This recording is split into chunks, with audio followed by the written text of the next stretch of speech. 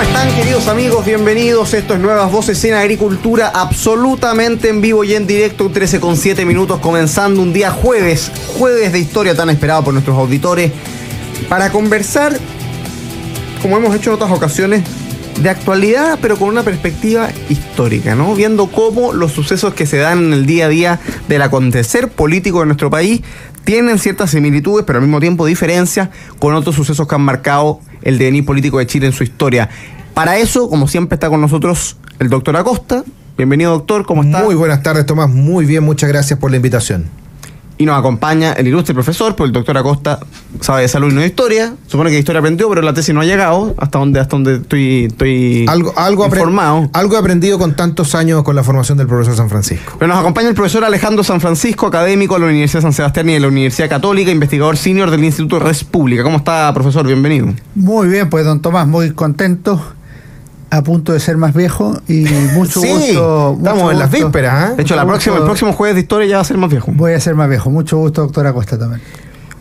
Oye, la noticia del día: Monsalve, el ex subsecretario del Interior, está en Santiago tras ser detenido. Será esta noche en la que pasará, ¿cierto?, en un centro penitenciario. Fue esposado y ha congregado la atención de toda la prensa, porque efectivos de Policía de Investigaciones concretaron la detención del ex subsecretario del Interior, Manuel Monsalve, en la comuna de Viña del Mar, acusado, ¿cierto?, de la violación de una funcionaria de la subsecretaría.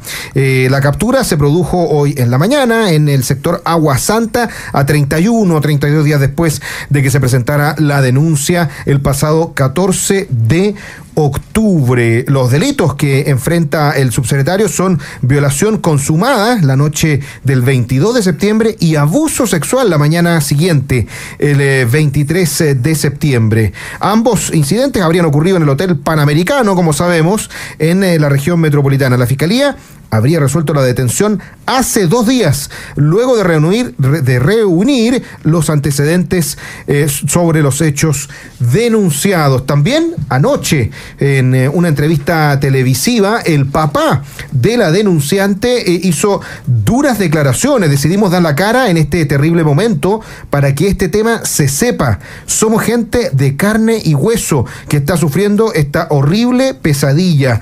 Frente a Monsalve dijo: mire, estamos frente a una persona muy poderosa que tiene redes en la policía y personal de confianza en el Ministerio del Interior. Sostuvieron que confiaban en la investigación liderada por el fiscal Armendáriz y descartaron la teoría de que Monsalve, en el viaje al sur, luego de hablar con el presidente, se haya reunido con la familia. ¿Cómo lo ves, Tomás Bengolea?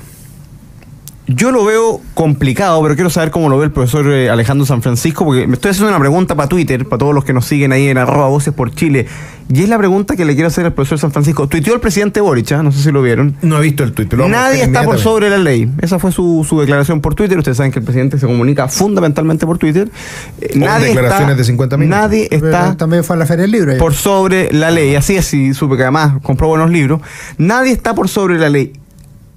Mirándolo así, un paneo general, ¿ese, Alejandro, una denuncia de esta naturaleza, a una autoridad de esta naturaleza, la crisis más grave que ha enfrentado un gobierno desde el retorno a la democracia? Si uno lo piensa desde el punto de vista del discurso feminista del gobierno, de la naturaleza de la denuncia, que no es corrupción, sino una cuestión realmente distinta, de la importancia que tenía Monsalve en el gobierno, ¿Cómo se ve desde la historia? Yo creo que hay que revisarla y después podemos ir a algunas crisis que hubo previamente, pero esta es la que más golpea al gobierno desde adentro, creo yo. Lo que ocurre es que es una figura muy relevante. Monsalve no solo era subsecretario de Interior, sino que era una persona muy bien evaluada en términos generales, por la oposición, por el gobierno, por los medios. Y resulta que a partir de lo que ocurrió en septiembre, se produjeron una cadena de errores, faltas y eventualmente delitos asociados a la figura de Monsalve, no solo por la violación, sino por el uso de su poder para para la policía, para hacer investigaciones paralelas. Cuando llegó el tema de la moneda, la ministra del Interior involucró al presidente de la República, de manera que el problema, en vez de alojarse donde debía estar, creció, y el presidente, en vez de pedirle la renuncia inmediata, esperó 48 horas, y él mismo, en una cosa muy sorprendente, enfrentó a los medios de prensa durante 43 minutos. Entonces, todo esto hizo que un problema que era grave por la violación denunciada y por otras situaciones, pasara a ser un problema político mayor, y que la crisis Monsalve tuviera también una dimensión crisis Toa, crisis Boric, que evidentemente es de naturaleza política y no otra cosa. Según informan medios en este minuto, absolutamente en vivo, Monsalve ingresó esposado a la brigada de la PDI y además será formalizado el día de mañana. Me parece interesante esta división que hace el profesor San Francisco, porque es verdad, hoy día estamos viendo una arista, ¿cierto?, que tiene que ver con los hechos mismos, que es lo grave, que es la situación de la cual se le acusa a Manuel Monsalve. Pero por otro lado están las consecuencias políticas, el cómo se enfrentó el tema. No solamente por del feminismo era importante, se decía un gobierno feminista, sino porque incluso más, digamos, destacada, porque 10 días después el presidente, o sea, primero dice el presidente que, digamos, dice que esto era una acusación, y no cualquier acusación simplemente se va a creer, sino que hay que creer en el principio de, ¿cierto?, de presunción de inocencia. De presunción de inocencia, que es evidente. Pero 10 días después dice, no, yo le creo a la víctima. O sea, cambia radicalmente el discurso y se asocia más con lo que había sido siempre el discurso feminista. Y por otro lado también tenemos una seguidilla de errores también de todo su equipo político, de la ministra del Interior, que dice que le entregó toda la información desde el primer momento sobre el abuso, sobre la violación y sobre la ley de inteligencia que habría sido violada también, la respuesta triste, penosa, inadecuada de la ministra de la mujer, cuando sostuvo, ¿cierto?, que no era lo mismo que un portero de cualquier servicio público, la respuesta también del ministro Elizalde, cuando dice que él se enteró por la prensa. O sea, de alguna manera, esta fue una situación que golpeó al corazón del gobierno y que ha hecho que todos mostraran, digamos, que no estaban preparados por una crisis de este nivel. Y eso también le ha pasado a otros gobiernos que se han enfrentado a situaciones complejas. Sí, la gran diferencia es que esta es una crisis interna. Por ejemplo, pongamos desde el regreso a la democracia. A mí me parece que las crisis más graves que sufrió el gobierno del presidente Patricio Aylwin fueron relacionadas con temas militares, con el ejercicio del LACI, el boinazo del general Pinochet, pero ese tema estaba alojado afuera. O sea, no había que tomar una decisión interna, saco a este, dejo a este, me genera un problema político, ¿qué otra cosa hay? Ahí lo complicado está en, bueno, esta crisis va a escalar, se va a reducir. ¿Cuál es la naturaleza de la crisis? Si uno mira el gobierno del presidente Eduardo Frei, yo creo que la crisis más grave la sufrió el 98 por dos hitos nuevamente externos. Uno es la detención del general Pinochet en Londres, y lo segundo es la crisis asiática y los efectos que tuvo en Chile. Pero ahí hay formas de enfrentarlo, y tú te puedes equivocar, puedes acertarle, pero es una crisis que viene de otro lado y que tú tienes que ser capaz de enfrentar.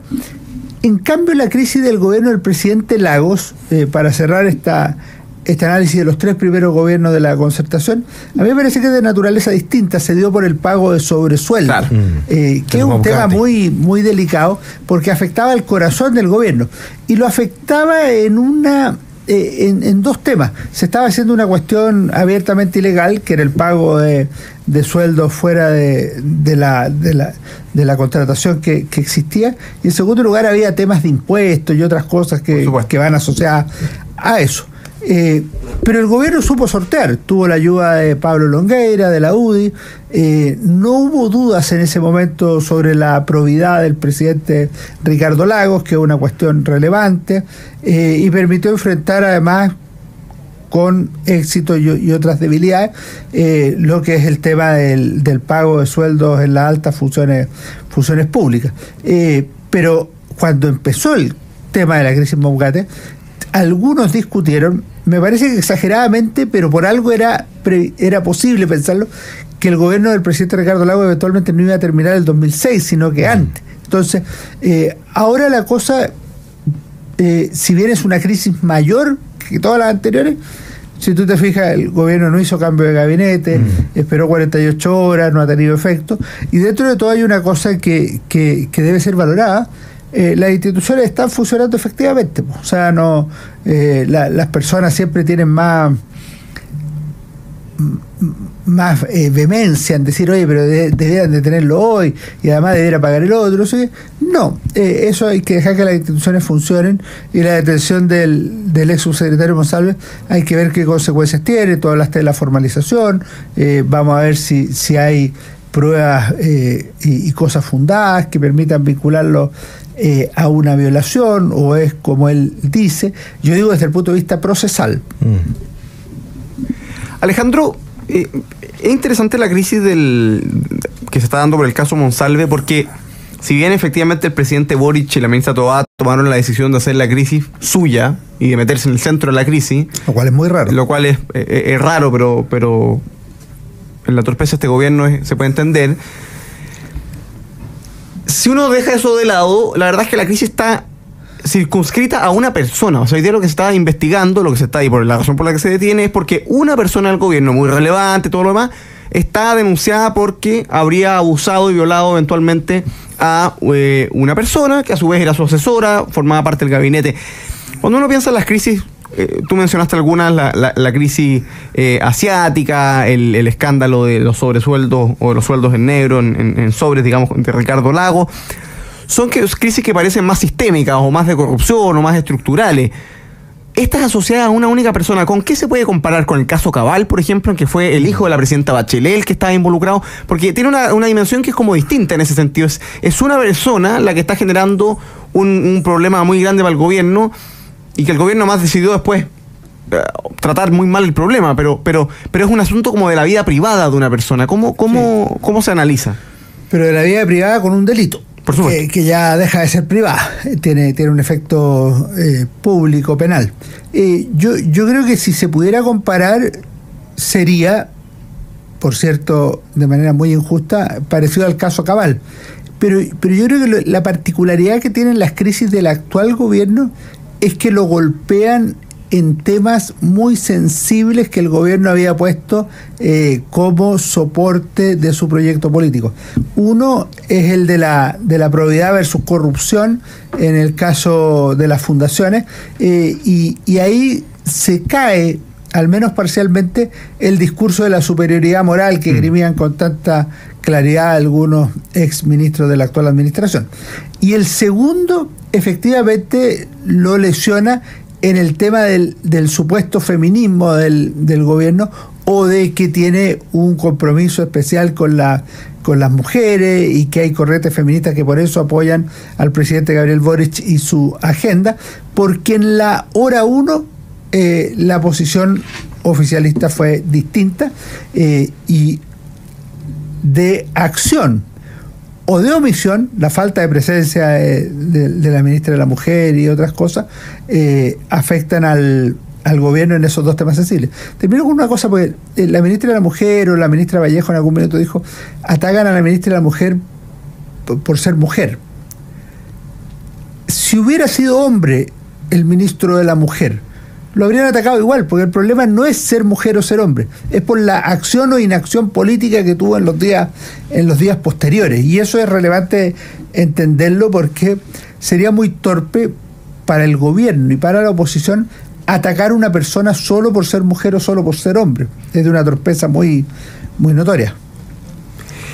Vamos a hacer la primera pausa, doctora Costa, pero antes vamos a saludar a amigos que volvieron. Hoy volvió Viaje Falabella, aunque usted no lo crea, porque si ustedes aman viajar, igual que el profesor San Francisco, que Tomás Bengolea y que yo, este dato les va a encantar, porque hasta este domingo Viaje Falabella está realizando la 6ª versión del Travel Fest, un festival de ofertas para que planifiquen sus vacaciones con grandes descuentos en todos sus canales de atención, y especialmente en los mall Plaza Vespucio, Plaza Trébol y Mall Marina, donde sortearán una compra gratis solo en Viajes Falabella. Qué notable, ¿eh? Primera pausa comercial con Viajes Falabella y en pocos minutos retomamos esta conversación en este jueves de historia aquí En Nuevas Voces de Radio Agricultura. ¿Qué dice? Estamos de vuelta, queridos amigos, con su programa Nuevas Voces en Agricultura. Estamos conversando en un jueves de historia con el profesor Alejandro San Francisco, a propósito de si la crisis del caso Monsalve es quizás la crisis más grave que ha enfrentado un gobierno en las últimas décadas en nuestro país. Estamos, por supuesto, junto al doctor Acosta y al profesor y académico de la Universidad de San Sebastián y investigador senior del Instituto de República, Alejandro San Francisco, conversando de eso y mucho más, pero antes vamos a saludar, por supuesto, a los que hacen posible el programa. Con Enel, activa tu modo eficiente. Juntos podemos cambiar los hábitos de consumo energético y ahorrar energía, al mismo tiempo que cuidamos el planeta. Descubre más en enel.cl. En Capital te acompañan en tu presente y futuro para que puedas cumplir tus metas. Descubre todos los servicios que tienen para ti en cada etapa de tu vida. Capital, contigo en tu presente y futuro. Visítalos en fpcapital.cl. Y ya lo saben, ya comenzó el Travel Fest y la oportunidad de llevarte tus vacaciones gratis. Sí, escuchaste bien, vacaciones gratis. Visítanos en Plaza Central del Mall Plaza Vespucio en Santiago, en Mall Plaza Trébol en Concepción y en Mall Marina en Viña del Mar. Los esperamos, nos dice Viajes Falabella. Y saludos a Raúl Fajardo, a Rodrigo, a Nemesio, a Gloria, a Silvia, a Luis Pérez también nos escribe, por supuesto Iván Andrés, a Juan Emesa, nos escribe también Soledad Caro, Regina Áquil, Bernardo Varas, Lorena Contreras, Paola y tantos otros que nos mandan saludos, Karen, Guillermo Andrés, que nos escriben Patricia, que nos escriben por el chat en directo en YouTube, por supuesto le pueden poner me gusta, pueden seguir comentando con nosotros en esta conversación de Jueves de Historia, así vamos llegando cada vez a más personas. Y además les queremos contar que Eso. está en estos días desarrollándose la Feria Internacional Así del es. Libro. Tal cual. En el Centro Cultural Estación En Mapocho. Estación Mapocho, donde siempre. Donde siempre. Y además entiendo yo que este sábado 16 de noviembre a las 3 de la tarde en la Sala Pedro Prado habrá un evento extraordinario, ¿no, profesor San Francisco? Se va a presentar un libro del cual usted ya nos había contado acá. El Refugio Chileno a Erich Honecker, 1991-1994, de Cristian Medina Valverde y editado por Centro de Estudios Bicentenario. Notable investigación. Además, Vamos a estar ahí a las 15 horas. Además entiendo que están invitados a la presentación. Con Ángel Soto y Hugo Harvey. Para la persona que quiera invitación hay que enviarle una invitación. Así que me puede contactar en su Instagram. por ¿no? el Instagram, @ San Francisco Alejandro. Fantástico. Y vamos enviándole. Extraordinario. Y además está un stand de Bicentenario ahí también en la Feria del Libro, ¿no? Por supuesto. Fantástico. Si quiere comprar buena historia de Chile, vaya a la Feria del Libro en Estación Mapocho Y pase por el stand. y del busque Centro el stand del Bicentenario. Centro de Estudios Bicentenario.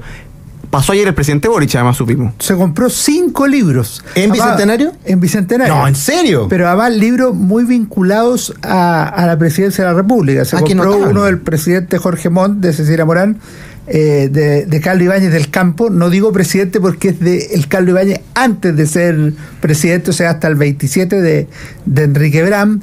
El de las primeras damas, también De Cecilia Morán. De Cecilia Morán, que se compró El presidente olvidado de Milton Cortés sobre Juan Antonio Ríos, y uno sobre el gobierno de Gabriel González Videla. Qué notable. De manera tal que No se llevó la historia de Chile. ese de Ángel Soto y de Cristian Garay, y además le regalaron un libro, Vida, Amores, de Pablo Neruda en Madrid en los años 30. Así que se llevó 5 libros en total el presidente, perdón, se llevó 6, y uno de regalo y 5 los compró y tal cual.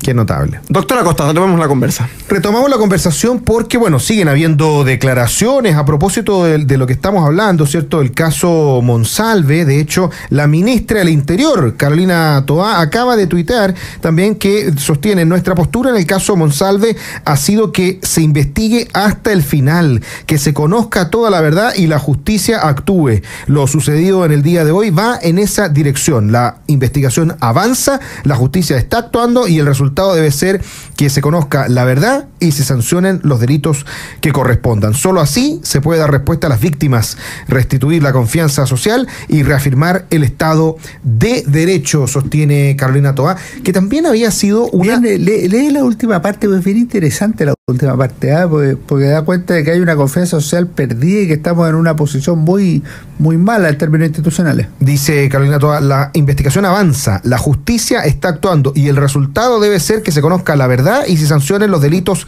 que correspondan. Solo así se puede dar respuesta a las víctimas, restituir la confianza social y reafirmar el Estado de Derecho. Profesor Alejandro San Francisco.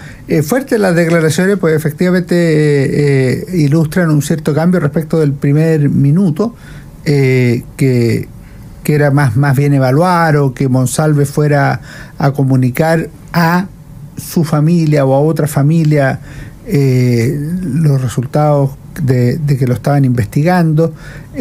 A mí me parece que el tema de fondo tiene razón la ministra. O sea, la única manera de que funcione el sistema es que actúen los órganos correspondientes.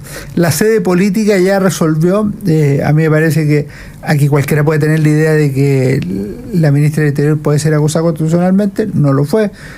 Puede tener la idea de que hay que cambiar a tal o cual ministro. Esa decisión privativa del presidente de la República cae en el ámbito de la libertad política. Es decir, yo creo que hay una mala acción en estos tres ministerios.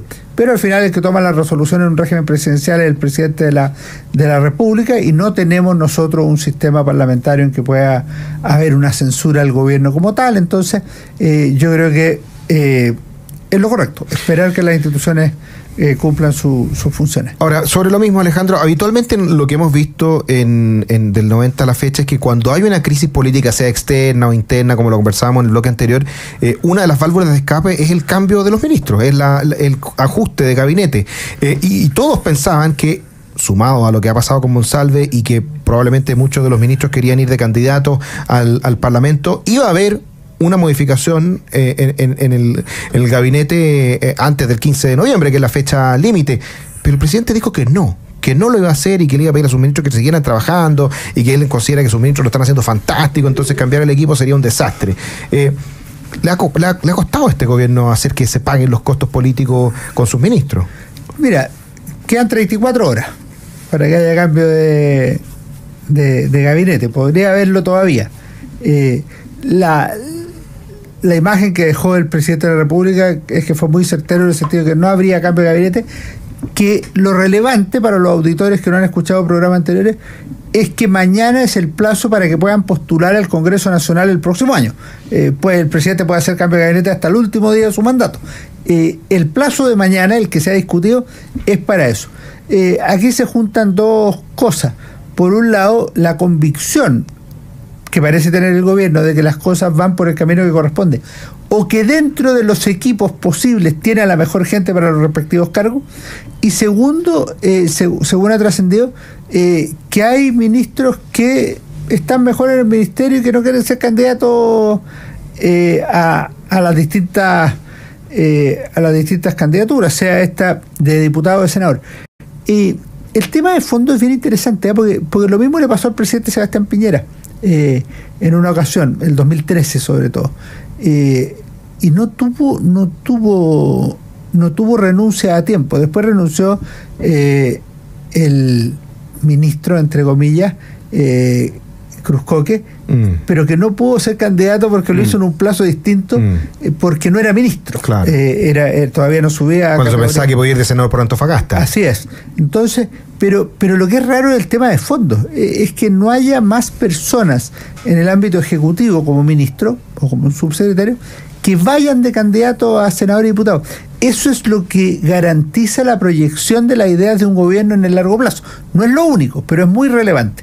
Y cada gobierno debiera tener como objetivo, entre los 10 objetivos, entre los 7 objetivos, entre los 5 objetivos, proyectar a muchas figuras políticas al ámbito parlamentario. Alejandro, desde el punto de vista de la oposición, porque hemos conversado harto que este es un gobierno que pareciera ser que no tiene costo, y esta es una crisis evidentemente grave. El subsecretario Monsalve hace 28 días estaba en el corazón de la moneda y hoy día está preso.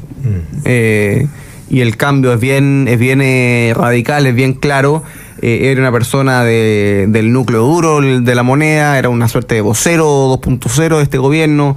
La oposición muchas veces le reconocía, o parte de la oposición le reconocía a él cierta sensatez o cierta capacidad para poder conversar con él y tratar de sacar adelante algo de la agenda de seguridad. Y que esté denunciado por delitos de esta naturaleza y al mismo tiempo todo lo que conocemos de la forma en que actuó el presidente Boric y la ministra Toá, evidentemente es grave, ¿no? Y una de las cosas que se ha conversado es, bueno, la eventual acusación constitucional contra la ministra Toá. Ya hubo una que se rechazó. La ministra Toá decidió defenderse en un plazo muy corto, se despachó la comisión que revisaba la acusación en 24 horas, despachó el informe, o sea, todo muy rápido, y justo el fin de semana siguiente se hizo público lo de Monsalve, el jueves siguiente, con lo cual uno podría pensar, claro, si se hubiese votado después, quizás Toá perdía esa acusación constitucional. Cambia el escenario político. Algunos han planteado que, creo que se lo leí a la diputada Sandón y otros, que la acusación constitucional contra Toá, una segunda, no está descartada. ¿Qué margen de acción tiene la oposición más allá de esa acusación constitucional? ¿Qué puede exigir? ¿Qué puede decir? Porque la verdad es que el problema aquí parece ser el presidente de la República.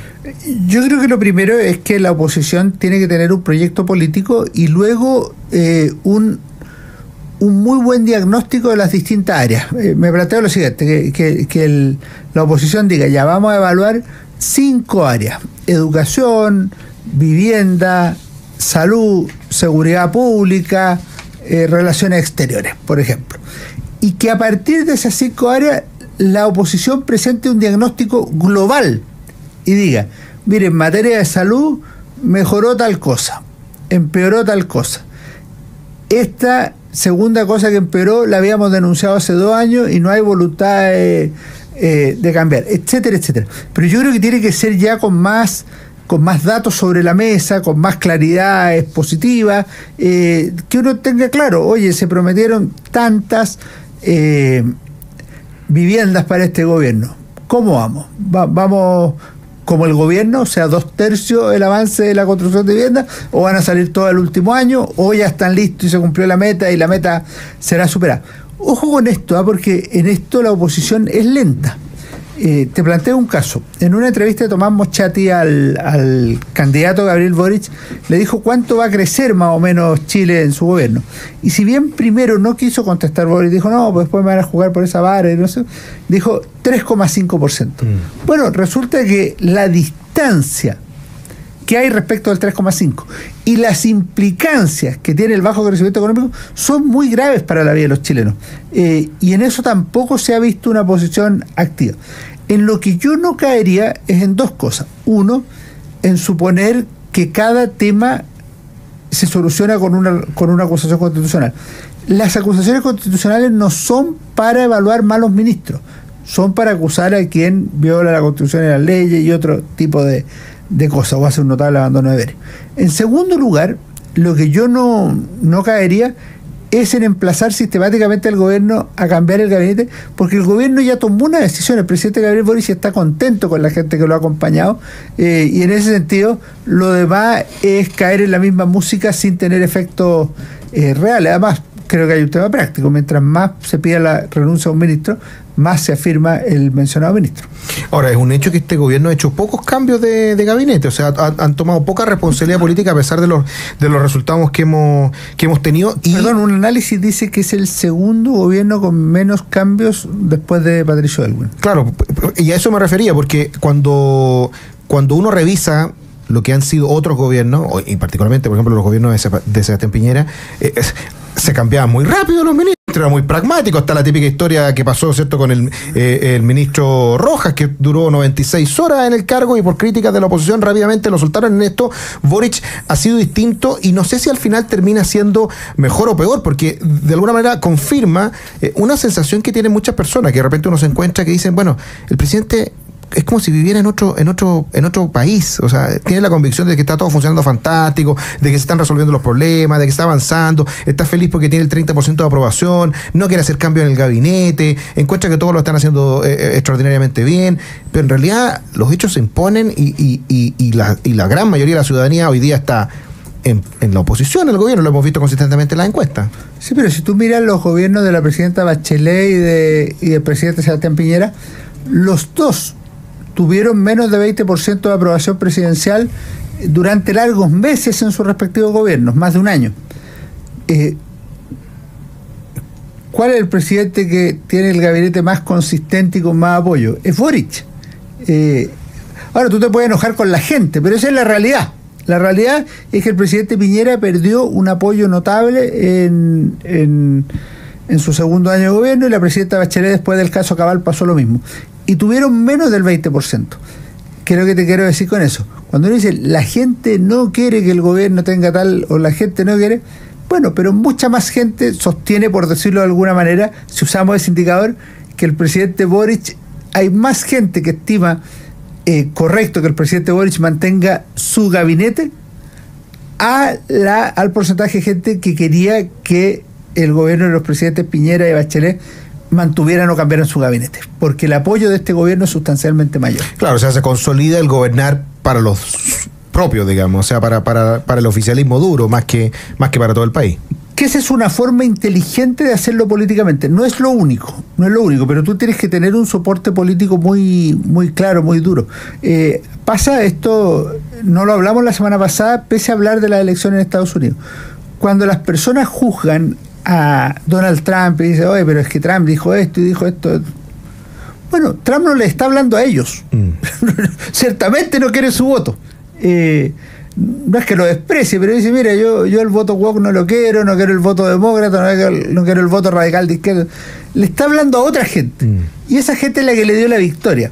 Ahora, ¿hay que hablarle solo a la gente? No hay que perder de vista una cosa. Se es presidente de todos los norteamericanos, se es presidente de todos los chilenos. Pero la parte política me parece que hay que tener muy claro. Siempre va a haber gente que te apoya y gente que te rechaza. Y en ese segundo es más sensato hablarle a la gente que te apoya y decirle, mire, lo que vamos a hacer son estas 4 cosas, apóyenme en eso, a hablarle a nadie. A supuestos que te van a querer pero no te quieren. Y yo me parece que eso es la forma de hacerlo políticamente. Vamos a la pausa comercial, doctor Acosta. Última pausa en esta conversación de Jueves de Historia con Alejandro San Francisco. Quiero mandar un saludo especial a alguien que nos escribe ni más ni menos que desde Temuco. Don Ricardo Maldonado Sangüesa dice: hola a los panelistas, saludos desde Temuco, de un carabinero que los escucha siempre que sus funciones se lo permiten. Qué gran saludos para don Ricardo y para todos los carabineros de Chile. Un gran abrazo. Vamos a una pausa comercial y volvemos en pocos minutos aquí en Nuevas Voces. Estamos de vuelta, queridos amigos, en Nuevas Voces de Agricultura, conversando en este Jueves de Historia con Alejandro San Francisco, siempre en compañía del doctor Acosta. Vamos a conversar de lo que viene, ¿no? Así es. ¿Qué efecto puede tener el caso Monsalve? Estuvimos conversando hace unos minutos de la capacidad, si se quiere ver así, del gobierno de sostener una base de apoyo más o menos permanente en el tiempo, que oscila entre el 25 y el 35% del apoyo, sube y baja unos puntos, sube y baja el rechazo, que está en torno al 65%, pero parece ser que una lógica casi de 2/3 de rechazo, 1/3 de aprobación, más o menos en grandes números. ¿Puede impactar esto, profesor San Francisco, el caso Monsalve, a la base dura del gobierno? ¿O esa base dura dice, el gobierno lo hizo bien, sacó a Monsalve? Porque claro, viene la detención, la formalización, puede que quede en prisión preventiva. Es decir, hay caso Monsalve para rato, y esto ya llevamos 45 minutos de programa. Ustedes saben que nosotros aquí tenemos monitores, televisiones, y esto ya toda la mañana, todo el día en la televisión. Es decir, va a ser el tema de la semana muy probablemente. Sí, yo creo que el tema Monsalve no va a impactar al gobierno en los grandes números ni a la política chilena en esa línea. Pero sí puede tener efecto en el voto de la mujer. O sea, yo creo que si efectivamente ha permeado esta idea de que el gobierno llegó tarde o que primero no le creyó a la víctima o cosas por el estilo, puede eventualmente tener un costo electoral en mujeres. Pero fíjate que en Chile pasa exactamente lo mismo que en Estados Unidos. O sea, tú tienes allá estados republicanos, estados demócratas y estados bisagras. En Chile es igual. O sea, es muy raro que se muevan comunas, distritos, y por eso lo más que baja un grupo, si lo medimos solo en derechas e izquierdas, es a 40%. Es muy difícil bajar mucho más. Ahora, yo creo, para cerrar, que el caso Monsalve, habiendo estallado poco antes de la elección municipal, de gobernadores, de consejeros regionales y concejales, no tuvo mayor impacto. O sea, esa sería mi posición. Bueno, y quizás en ese sentido, esta estrategia que ha seguido el gobierno del presidente Boric es exitosa, en el sentido de que no ha gobernado, por decirlo de alguna manera, para la mayoría, porque la mayoría está en contra de su gobierno, es un opositor a su gobierno, pero esa minoría fiel de una izquierda más radical se ha mantenido constante, hizo que no tuviera un descalabro en los resultados municipales, no obstante que perdió por primera vez la mayoría de los concejales la izquierda. Y podría significar que bien aspectado para una elección presidencial el candidato del oficialismo en el próximo año, ¿no? Estoy de acuerdo. Y además la superación del caso Monsalve a mí creo que ha sido correcta. O sea, sí. Mucha gente, la mayoría opositora, piensa que el gobierno se equivocó en las primeras 48 horas desde que Monsalve denunció o conversó con Carolina Toa del tema. Yo creo que en el gobierno hay mucha gente que piensa exactamente lo mismo. La diferencia es que la oposición puede seguir hablando de eso todo el tiempo. El gobierno tiene que dar vuelta a la página. O sea, ellos pueden haber en una reunión interna y dije, oye, la embarramos. ¿Y qué es lo que hay que hacer después? No seguir embarrándola. Y en ese sentido, la declaración del presidente Boric y la ministra Toa hoy, en el sentido de mandar a la justicia todo el tema y que las instituciones funcionen, me parece que es la situación correcta. En lo segundo que dices tú, yo creo lo mismo. Este gobierno puede hacerlo más bien o más mal en algún minuto, pero con los 30 puntos, un candidato bueno, no estoy diciendo un excelente candidato del oficialismo, un candidato bueno, que cumpla. ¿Puede sacar 25, 23, 28 puntos? Por supuesto. Y con eso pasa a segunda vuelta. Y eso es muy potente. Y desde el punto de vista práctico, incluso puede hacer subir la lista parlamentaria, que lo va a hacer necesariamente a nivel senatorial, porque se renuevan otra área en que el Frente Amplio tiene regiones en las que no compitió, digamos. Tiene uno. Entonces tiene todo para subir. Era como la situación de las gobernaciones para las derechas. Obviamente iba a subir. Bueno, lo mismo le pasa al Frente Amplio en las elecciones senatoriales, y en la de diputados, que tuvo un buen resultado en la última elección, podría tener incluso un suple. Alejandro, ¿en qué pie queda la oposición? Porque la verdad es que es difícil pensar qué camino de acción le queda cuando uno dice, bueno, este es un gobierno que parece ser que un poco que haga lo que haga, tiene 30 puntos de aprobación, se está discutiendo la ley de presupuesto, ha habido golpes duros al gobierno, ayer la oposición logró rechazar el presupuesto para los servicios locales de educación pública, que van a quedar relativamente paralizados, hay discusiones en torno a otros temas también. ¿Cómo crees que queda la oposición? ¿A qué debe dedicarse la oposición en estos, 15 meses que quedan de gobierno? Primero, no me lo ha preguntado nadie, pero ahora me lo preguntas tú. Primero, yo haría un diagnóstico claro y a partir de eso hacer una lista de prioridades o establecer a qué cosas se le va a dar más urgencia. En segundo lugar, me parece a mí que esperar y evaluar los resultados de las gobernaciones, pues las segundas vueltas pueden dar luces en uno u otro sentido, porque como es un plebiscito, el gobierno puede demostrar que está muy fuerte en determinadas regiones, y eso hay que evaluarlo. En tercer lugar, me parece que tiene que definir muy bien, mejor incluso, una buena plantilla parlamentaria, y eso vale a nivel de senadores y de diputados. Y a esto implica ir a buscar gente. El piñerismo ha sido muy reacio a competir electoralmente. En esta última elección lo hicieron Carla Rubilar, Jaime Belolio, Sebastián Sichel y Mario Desbordes, Carlos, pero todos ellos habían tenido cargos o actividad política previa a los cargos que tuvieron en el gobierno del presidente Sebastián Piñera. En cambio, los que se iniciaron en política con el presidente Sebastián Piñera no han dado ese salto. Y a mí me parece que al Partido Republicano le corresponde todo lo anterior, pero además ser una alternativa real dentro del país. Ha ido creciendo en las elecciones competitivas que se miden en elecciones proporcionales, 10% para diputados el 2021, sacó un 13-14% en las elecciones de concejales. Bueno, eso debiera ratificarse y eventualmente con una candidatura presidencial propia.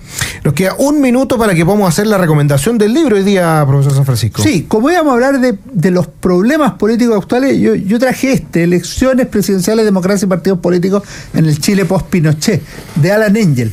Y qué distintos eran los problemas entre 1990 y 2005 respecto de lo que son hoy. Ahora, es lógico que se ocurra. Por ejemplo, aquí un tema era Pinochet, no Pinochet. Claro. O sea, la pinochetización de la política, la detención de Pinochet en Londres, lo que el autor llama el factor Pinochet en la política chilena. ¿Cómo eran las elecciones? Lo mismo que ustedes preguntaban para el próximo año, ¿cómo fueron las elecciones del 89-93? No hay segunda vuelta, gana lejos la Concertación Elwin Frey. Primera elección competitiva, Lavín Lago, el 99-2000. ¿Y los partidos políticos y cuál era su soporte? ¿Cuáles eran las dos fuerzas más grandes? La Concertación y la centroderecha. Hoy día la centroderecha se mantiene firme, pero Republicanos ha tenido buenos resultados también en algunas elecciones, por ejemplo en el Consejo Constituyente, y en la centroizquierda, claramente el Frente Amplio superó a la Concertación de Partidos por la Democracia. Entonces, mirar con perspectiva histórica y venir a hoy, me parece que este es un excelente libro. Extraordinario. Le agradecemos mucho entonces al profesor Alejandro San Francisco por habernos acompañado en este jueves de historia aquí en Nuevas Voces. Don Tomás Bengolea también. Se nos acabó el programa. Se nos acabó el programa. Y se nos está acabando la semana además. Pero mañana tenemos nuestra última edición de Nuevas Voces a las 13 horas. Los esperamos como siempre. Volveremos. Muchas gracias, Póngale profesor. me gusta antes de irse. Ya viene Deportes en Agricultura. Quédense en la 92.1. Que estén bien. Nos vemos. Chao.